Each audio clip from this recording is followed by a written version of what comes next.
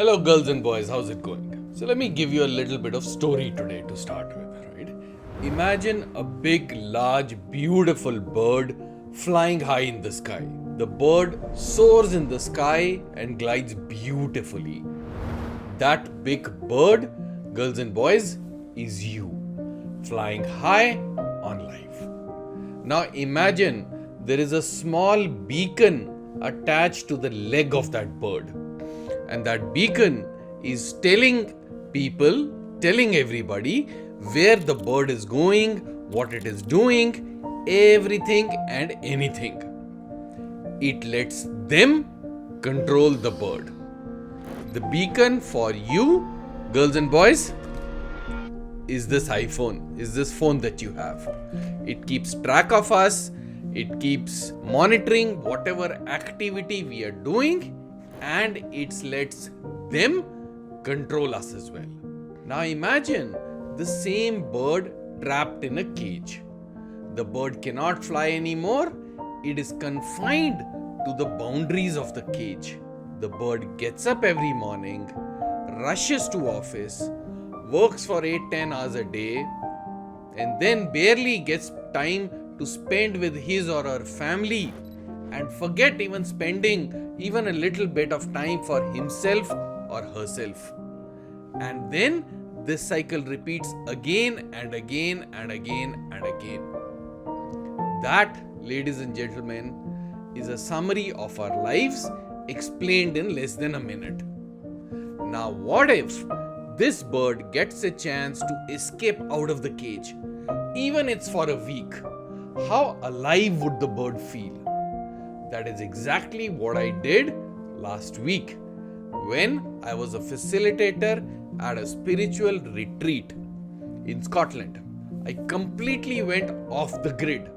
No cell phone, no internet, no work, no WhatsApp. Pure nature, pure focus on yourself, pure focus on inner growth. Let's talk about getting off the grid today. If you're new here, my name is Savinder Puri and I've had about 20 plus years of experience in build, DevOps, software engineering, and I've had the opportunity to work across India, UK, South Africa, US. I'm currently Associate VP, DevSecOps and SRE with a leading system integrator. You can connect on LinkedIn to know more about my profile. So strap on your seatbelts. Let's get started.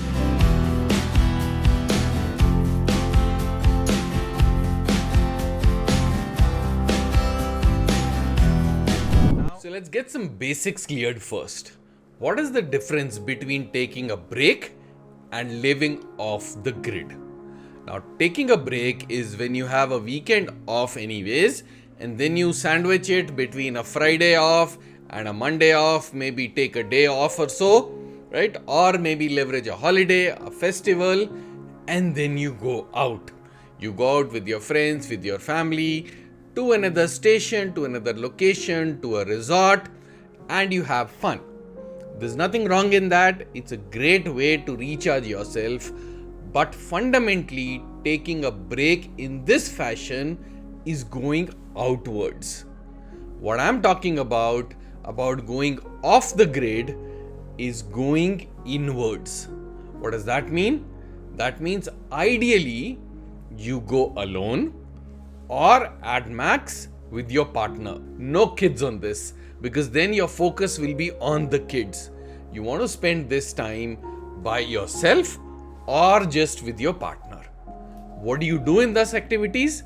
We'll get down deeper into this. But understand the fundamental difference. Break is giving outside. Living off the grid is going inside, going deeper within you and sorting up some things here and coming back with a clearer thought process, with a clearer vision, with the result that you go back and achieve what you want to achieve in life. Right? So that's the basic difference. Do not be intimidated by influencers. Now, many influencers now towards the end of the year are talking about making the rest of 2024 count. setting the foundation for 2025, going out there and doing the grind, blah, blah, blah, blah, blah. That's all great stuff. I have a few questions for you. How are you feeling these days? What's your motivation level these days? Are you ready to go out there and conquer the world? Or are you feeling drained out, exhausted, and you want to leave everything, drop everything, and recalibrate on some things?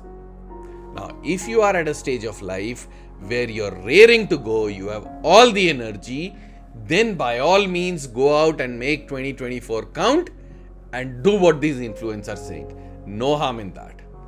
But before you start following anybody blindly, do a few checks with yourself. Some warning signs to look at before you start jumping on this bandwagon of making 2024 count. I'll give you some signs. Are you feeling exhausted all the time? You're finding it difficult even to carry out your normal schedule.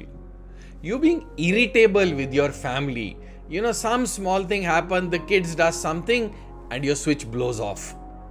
You're getting angry very, very easily at work and at home.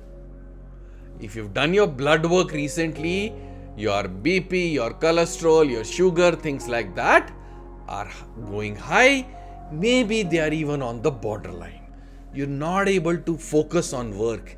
Every day is looking like a big grind. All you want to do is sleep. Listen to your body and take a break.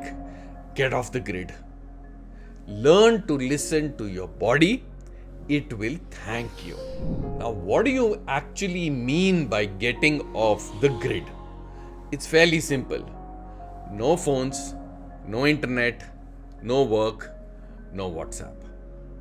Simple food as much as possible, less spices, if possible, vegetarian food. Why? Because that allows the body to calm down, that allows time for the digestion systems to take it easy, to take it slow. No agenda, lots of sleep, lots of water, lots of nature, lots of time to process yourself. Now, all of this does not have to be at a very fancy ass 5-star resort. If you can do and afford that, by all means, why not? It makes life even more beautiful. But you don't have to do that. Even living in a small hut in a jungle, a shack by the beach will also do. It's the nature, it's the environment, and it's your resolve to come back renewed that matters. All the bells and the whistles of the property, they're additional benefits. If you can afford that today, sure, by all means, why not? So what to do when you go off the grid and live like this for a couple of days a week? I'll give you a couple of things to try about, right? And all of these are things that I have personally done and I have benefited a lot from. Number one is from a guy called Naval Ravikant. Now, if you don't know who Naval Ravikant is, that's a problem right there. Google him, figure out who he is. He's arguably one of the greatest technology minds alive in our day and time today. He's a serial entrepreneur, he's based in the US, and he's invested in several companies. But more than that, more than his riches, he's very well known and respected for his thought process. Now, Naval Ravikant has a concept called zero inbox. What does it mean? When you look at your phone and you open up your email client, Google or whatever you use, how many unread emails do you have? Might run into thousands or hundreds of thousands. Similarly is our brain. We have a lot of emotions which are unprocessed, which are unread. Somebody said something to us, somebody did not treat us well, that guy did something to that person which we did not like, something happened in the world which has left an impact on us. all of these are unprocessed emotions. It can even go back to your nascent years, to your college, to your childhood. It can even be some traumas from your childhood. Your parents did something which you did not like.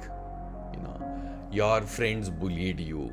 It could be even as deep as that. Now, some of these need professional help by different ways and means. I'm not talking about that today. If you feel the need, definitely go and take help of a mental health specialist. There is absolutely nothing wrong with that. But what I'm talking about is what you can do yourself on a detox break. That's what I'm focused about today. So Naval Ravikant says, try and get to a zero inbox in your brain. How do you do that? First, you make a list of everything that's pending in your brain. This guy said that guy said that, I felt bad that day, I don't like this guy doing this, blah, blah, blah, blah, blah. My boss said this, my mother-in-law said this, whatever. You make that list. And then, when you're on this, off the grid setup, you go through that list one by one. Now, that list could be a grief, it could be a heartbreak, it could be overlooked for promotion, it could be office politics, it could be relationships, it could be any category. And what you do that is pick one, think about the incident, think what happened, and try and look at it from a triangle perspective. What does that mean? First, you stand at point A, and then you enact out what happened. So, for example, my mother said something to me which I've held on for so long, or my dad said something to me which I did not like. So you say, Dad, you said this to me, and you're all doing this all by yourself, right? There's nobody else in the room. But you've picked up that emotion and you stand at point A, B, C. It's a triangle. So you stand at point A and you say, Dad, that day you said this to me, I did not like it, I felt bad, I still have that feeling within me after 10, 15, 20 years. I want to get it out today. I did not feel good that day. Then you go to point B, and then you assume the persona of your dad. You close your eyes, you think, feel, and be your dad of that time. Not of today, but of that time. And then you bring the understanding of what he must be going through. Remember, it's not a justification, it's an understanding of what he must be going through at that time. And then you try and understand that perspective and talk with respect to your dad and say, hey son, I was trying to teach you patience. I was trying to teach you to stay within your means. I was trying to teach you how to take on bullies, whatever the case is, right? And that is why I did what I did. That's point B. Then you go to point C, where you are the observer of point A and point B. And that is not just an observer, it's your higher self. And from there, you've seen A, you've seen B, and then you say, what is the lesson that A, you are supposed to learn from this experience? Did you learn it? Did you not learn it? Can you learn it today? Can you move on from the situation?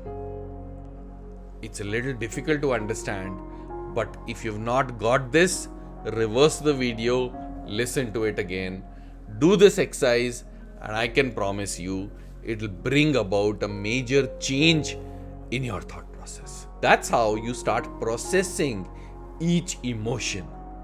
Go line by line, process maybe 1, 2, 3 in a day, whatever you can.